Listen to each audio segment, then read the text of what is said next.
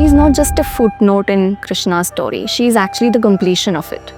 And without her, Vrindavan would just be a place. Because Radharani is there, because she exists there. Then that moment came. Yes, that moment where she sees Krishna, eyelids flutter and they open, the two souls, the two eyes, if I have to describe them. She is saying that even if you are not mine, I am still yours.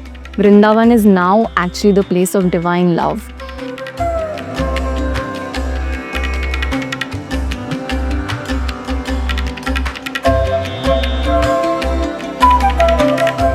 It's morning in today's Vraja.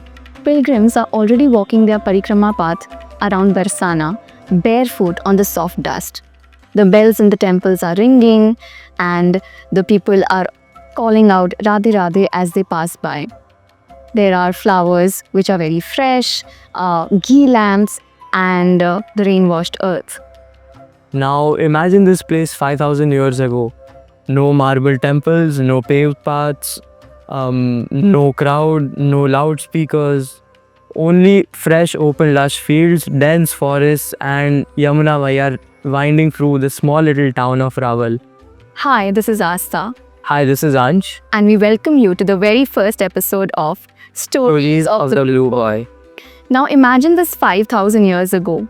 It is dawn in Rawal, which is a quiet village in Vraja. And the Yamuna river is gliding gently, the air is still. The people are waking up, but they are not aware that this very morning, the embodiment of true love, divine love, is going to appear. Not with royal jumps, but just with the still grace of the rising moon. Today we are gonna talk about the day Srimati Radharani appeared. Srimati Radharani is the Hladini Shakti of Krishna. She is the pleasure-giving potency of Krishna. So, yeah. The essence of Hladini is the love of God, and the essence of love is emotion, and the highest emotion is Mahabhava, who is Radharani herself. So you see, today is Radha Ashtami, and which is the appearance day of Srimati Radharani. She is not just the heroine in Krishna's story, but she's the reason why his story is complete, right? I mean, she's not just a historical figure. She's Krishna's own heart who is walking in another form, and she's not at all a separate creation from him. So now let's speak about how Radharani appeared.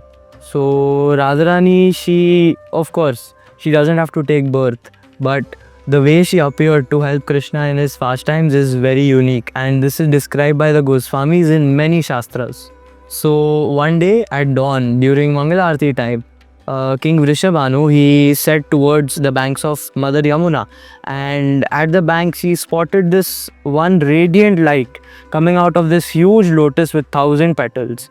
And as he approached it, he went closer. He saw this small cute little girl with the skin color of molten gold and cheeks as pink as the lotus petals, and she was sleeping with her eyes shut. Right. And now, can you just imagine yourself in that moment? I mean, just imagine if you are the one who is holding this baby girl. Your breath catches. You don't know if you're awake or if you're dreaming. You just know that you're holding something or someone who is just out of this world, who is not from this world. I mean, as you said, Vrishabhanu, he lifted the child up. He stepped into the water. But he experienced so many emotions in that one moment that he couldn't explain. I mean, every joy that he had felt in his life was just in his arms, in that one single heartbeat. But here's a twist. The little baby girl's eyes were shut. So then Mother Kirtida, the wife of King Vrishabhanu, she took care of this little girl with all her heart. She did everything for her, but still she wouldn't open her eyes. Yeah. So as time went by, the villagers and the neighbors, they started speaking. As always, they started gossiping about how this little girl is not opening her eyes and she's potentially blind. Yeah, people actually started finding faults in her. But here's what the story is, which is something entirely different. This thing of not opening eyes was Radharani's own choice. It was her decision that I will open my eyes only when the first thing I see is Krishna. And so the rest is history. Yeah, so then one day, Mother Yashoda, she came to Raval to meet Kirti Maya, and when she came, as always, when two ladies meet, two different women from villages meet, they start talking, they're dating and laughing with their little babies in their arms. And then that moment came. Yes, that moment when, I mean, obviously we have seen it as well in movies or in AI generated videos where Krishna's head hovers over the cradle where Radharani is sleeping. And that moment where she sees Krishna, her, eyelids flutter and they open. And that very moment, the two souls, the two eyes, if I have to describe them, they were as dark and as deep as the Yamuna river in monsoon. The two lovers in Goloka, they just met each other once again in this world. So, nobody spoke because they didn't need to. They were not meeting for the first time. It was not their first meeting anyways. It was just their reunion. Right. And it was just phenomenal. It was just eternal. And it was just unspoken. So now let's speak out why this had to happen. So like this is giving us a very strong message. Firstly, like you don't have to, like, you open your eyes only when you see the divine. Like the first thing you see should be the divine. So imagine waking up in the morning and first thing you do is give a small little prayer to Krishna or a small little token of love or gratitude to him, saying like, oh, thank you for this and thank you for being this. So this is a strong message to us which Srimati Radharani is giving, that when you open your eyes, the first thing in the day should be a small little token of love or gratitude or a message to Krishna and a small piece of devotion, thanking him for everything he's done for us. Yeah, like maybe we can't see Krishna in person or Krishna's face in person every single day. But you see, our life is always surrounded with screens. We open our eyes with notifications, emails, submissions, deadlines. Well, Radharani's first sight is actually a message and is actually a challenge that what if our first sight every single day, our first gaze is for the divine, because that's where your life actually starts. Then you truly turn towards the divine, and your first gaze doesn't just set your tone for that day, but it sets your tone of your heart and for your entire life. So we need to actually also discuss that why Radharani had to appear. See, she's not just a footnote in Krishna's story. She's actually the completion of it. And without her, Vrindavan would just be a place. Because Radharani is there, because she exists there, Vrindavan is now actually the place of divine love. And as the Padma Purana states it, that without Radharani, Krishna is not, Govinda is not pleased. And without Govinda, Radharani does not feel complete. So yeah, even the Brahma Vaivarta Puran says that Radharani, she is the source of all goddesses. Lakshmi, Durga, Kali, they all appear from her. And without her, Krishna is nothing. And Krishna functions only because of Srimati Radharani. So yeah, and Radharani, like without her, Krishna's life in Vrindavan would be very incomplete. Like the flowers in Vrindavan, the dust of Vrindavan, the Vrajvasis, they would all feel so incomplete without her. Right. And if you see, in those days, Vrindavan was a very simple land. Like the houses were made up of mud. It was, there were all Kadamba trees around, the Yamuna river flowing. You can like just imagine this scene, right? It was a very, very, very ordinary setting for something very extraordinary happening in that place. And yeah, that's how Radharani had to appear. And she appeared for Krishna and for him and his story to be complete. Right. Krishna is called Madan Mohan. And Madan is the name of Kamadev. Kamadev is the god of love. And if Krishna is called Madan Mohan, it means he's attracting Kamadev, attracting the love of God. And Radharani, on the other hand, is called Madan Mohan Mohini. That means she's attracting the attractor of Kamadev. So now we know the power she has and how she takes care of the entire pastimes of Krishna. And also because Krishna is known as the supreme enjoyer. But that enjoyment is incomplete without love, right?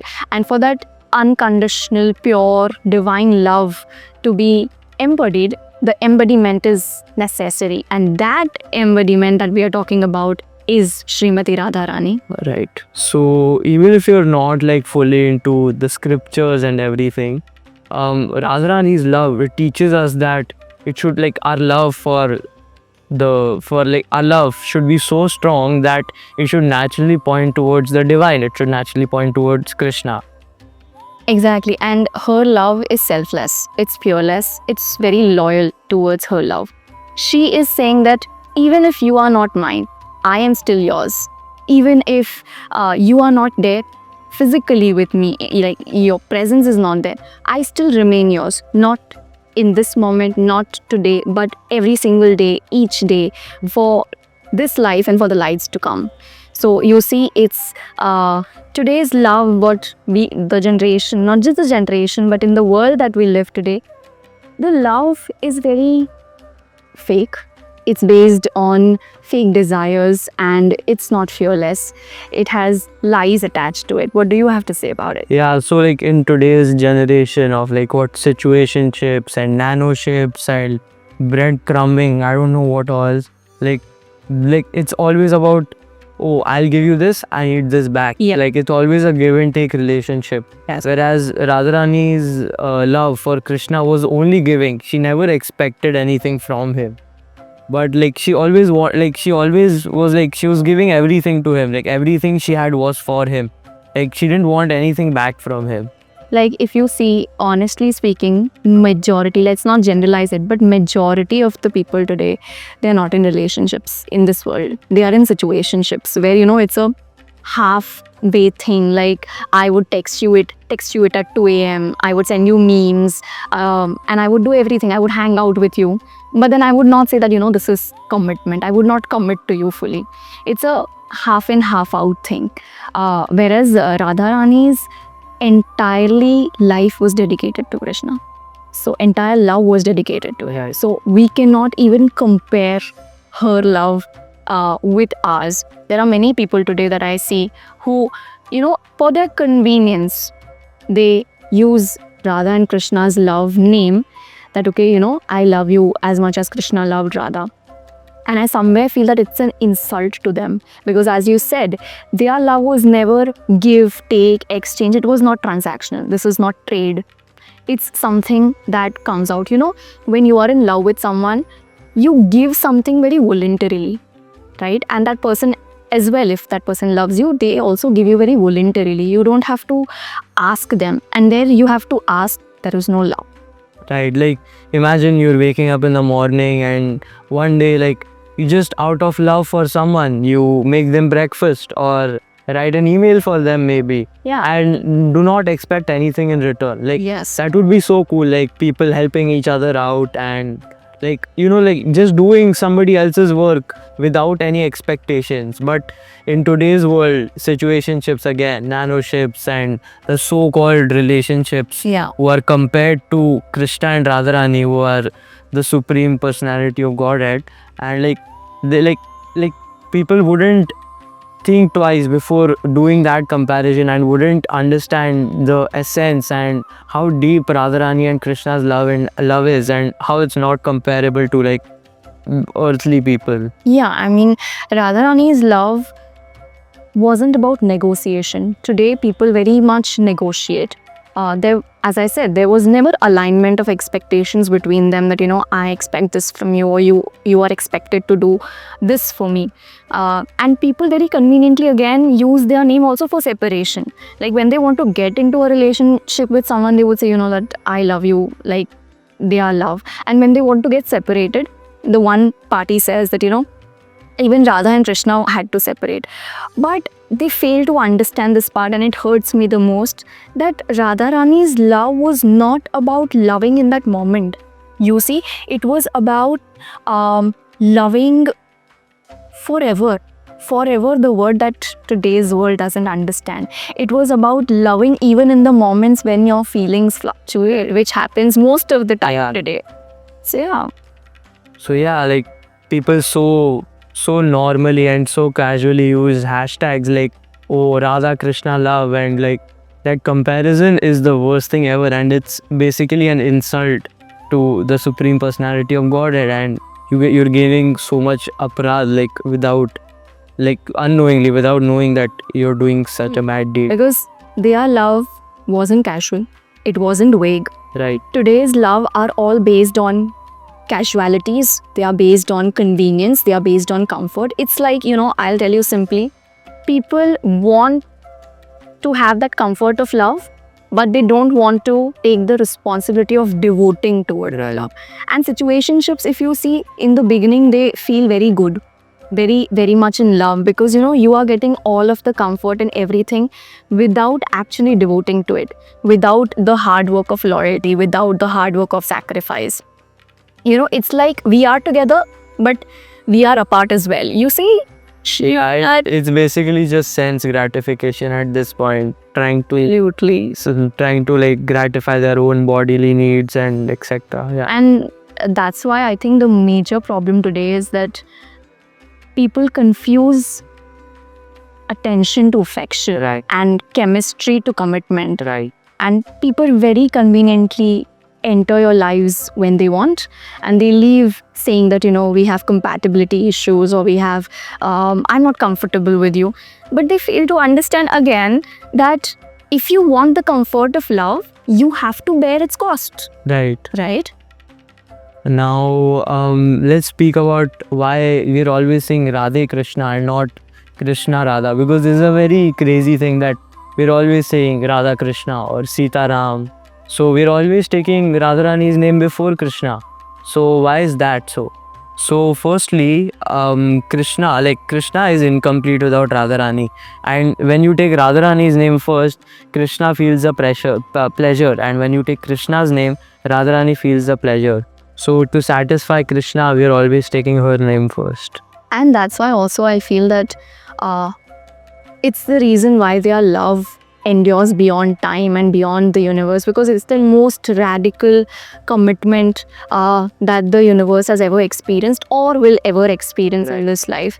Because she has proven time and again that loyalty is higher than circumstance and love is stronger than separation. So if let's consider that there are circumstances that you can't be together, you have to ask yourself this every single day. Then if you're so much in love, that is my love fearless, is my love so loyal, is my love so loyal that I would not let myself physically get scattered somewhere else, right? And you have to ask this, that I ask you that if you are in love, will you be loyal? Will your loyalty still stay with that person, even if you can't stay with that person? So I think that's how all it is about. And as Padma Purana also says, that just like the body it's not fully satisfied without soul, similarly without Radharani's mercy we cannot reach Krishna, because she is like the bridge that will the bridge that takes you to Krishna. Like if you worship her, if you praise her, she is the one who is going to actually grab your hand and take you to that. She'll be like, I will take you to Krishna. Right. So yeah, that's why even our acharyas, they're always telling us to chant the holy names, chant Krishna's name, chant the Hare Krishna Maha Mantra, because when you're always chanting Krishna's names, Radharani gets so pleased Yes. that she's gonna pull you to Goloka, straight to Krishna. Yeah. That's why we should always follow our acharyas and always chant Krishna's names, chant Radharani's names with all devotion and our entire heart, and surrender it to Krishna, Guru and Gauranga. And I think that invitation of chanting the holy name is still open. Like Right. if you chant their holy names with sincerity, I promise you that Radharani herself will give you an entry into Krishna's world. So yeah, it was amazing Yeah, to us. great. And of course, their love is something that we can talk and talk and talk. Yeah, it's a never-ending topic. You can never get done with this eternal love story, I guess. Yes. Yeah. So we end it here then. Right. And thank you for joining us for the first episode. It was a pleasure having you. And please like, share, subscribe, and please comment your thoughts and let us know. And also give us more ideas about what else we should talk about on this podcast. And what do you want to know more or listen to? So yes, Thank you so much. Hare Krishna.